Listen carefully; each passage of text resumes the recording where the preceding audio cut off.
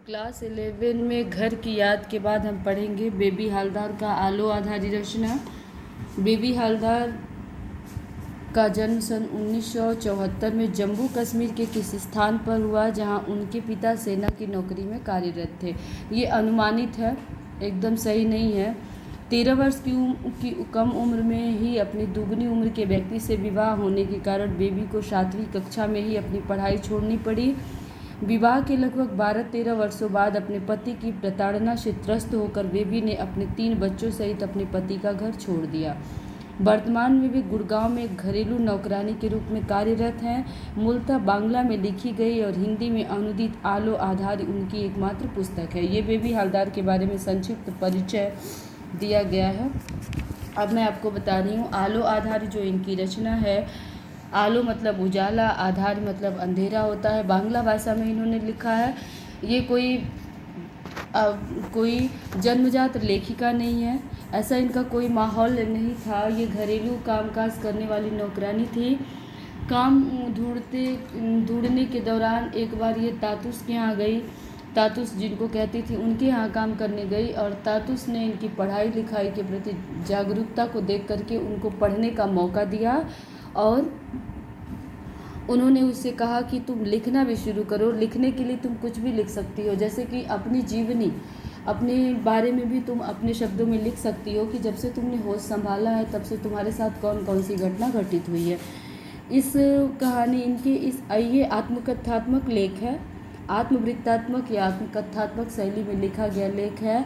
इस लेख के माध्यम से इसको बेबी ने अपने जीवन की कथा लिखी है, लेकिन बेबी के जीवन के माध्यम से हम देख सकते हैं कि एक अशिक्षित महिला, इसमें समस्या जो समाज की प्रमुख समस्याएं उजागर हुई है उनमें है महिला अशिक्षा, उसके बाद से बेमेल विवाह, बाल विवाह, परित्यक्ता के साथ समाज का दृष्टिकोण कैसा होता है कि और जीवन के लिए संघर्ष करती हुई महिला को किन किन परिस्थितियों का सामना करना पड़ता है और साथ ही घरेलू नौकरानियों के प्रति मालिकों का व्यवहार। इन सारी चीज़ों को इस कहानी के आत्मकथा के द्वारा हम लोगों के समक्ष उपस्थित होती है। तो ये बेबी हालदार ने लिखा है, अपने शब्दों में लिखा है। इसे मैं पढ़ना शुरू कर रही हूँ। ये बता रही है जब अपने पति का घर छोड़ के, इनकी सौतेली माँ होती है, इनकी अपनी माँ की मृत्यु बचपन में ही हो जाती है, इसलिए इनका बाल विवाह हो जाता है और दोगुनी उम्र का पति उसके साथ 12-13 साल रहने के बाद जब ये देखती है कि इनके साथ साथ इनके बच्चों का भी भविष्य खराब हो जाएगा, ये अब शिक्षित नहीं हो पाई, तो वो अपने बच्चों को शिक्षित करना और एक नया जीवन देना चाहती थी। इसलिए 1988 के दौर में, उस समय जब महिलाएं ऐसा साहसी कदम उठाने का सोच भी नहीं सकती थी, उस समय बेबी अपने बच्चों को लेकर दिल्ली जैसे शहर में आ जाती हैं कामकाज ढूंढने के लिए कि किसी तरह मैं अपने बच्चों को अच्छी परवरिश और अच्छी शिक्षा दूंगी। चलिए देखते हैं। मैं अब अपने किराए के घर में थी। सब समय सोचती रहती थी कि काम न मिला तो बच्चों को क्या खिलाऊंगी, कैसे उन्हें पालूंगी पोषूंगी। मैं स्वयं एक घर से दूसरे घर काम खोजने जाती और दूसरों से भी काम जुटाने के लिए कहती। मुझे यह चिंता भी थी कि महीना खत्म होने पर घर का किराया देना होगा, पता नहीं इससे कम किराए में कोई घर मिलेगा या नहीं। काम के साथ मैं घर भी ढूंढ रही थी। 1.5 सप्ताह हुए जा रहे थे और काम नहीं मिल रहा था। मुझे बच्चों के साथ उस घर में अकेले रहते देख आसपास के सभी लोग पूछते, तुम यहाँ अकेली रहती हो? तुम्हारा स्वामी कहाँ रहता है? तुम कितने दिनों से यहाँ हो? तुम्हारा स्वामी वहाँ क्या करता है? तुम क्या यहाँ अकेली रह सकोगी? तुम्हारा स्वामी क्यों नहीं आता? ऐसी बातें सुन मेरी किसी के पास खड़े होने की इच्छा नहीं होती, किसी से बात करने की इच्छा नहीं होती। बच्चों को साथ ले मैं उसी समय काम खोजने निकल पड़ती। कुछ घंटों बाद जब मैं घर लौटती तब फिर पड़ोस की औरतें आकर पूछती, क्यों, काम मिला?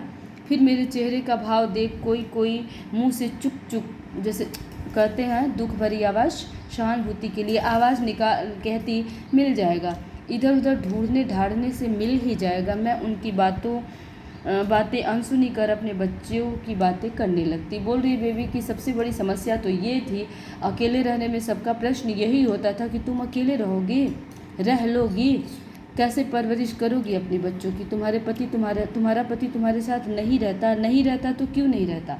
वह जहाँ रहता है वहाँ क्या करता है? ये बोल रही है कि इस तरह के सवाल मुझे परेशान करते थे। प्रश्न दिमाग में ये उठता था कि क्या एक औरत अकेले अपने बच्चों की परवरिश और अपनी परवरिश नहीं कर सकती है। तो ये समाज का नज़रिया है जो बेबी को बहुत दुखी करता था। उसके बाद भी वह लोगों के तरफ ध्यान न दे करके अपने बच्चों के भविष्य के लिए काम ढूंढने निकलती और लोगों की बातों को बदल के अपनी बातें किया करती थी। बाकी कल पढ़ते हैं।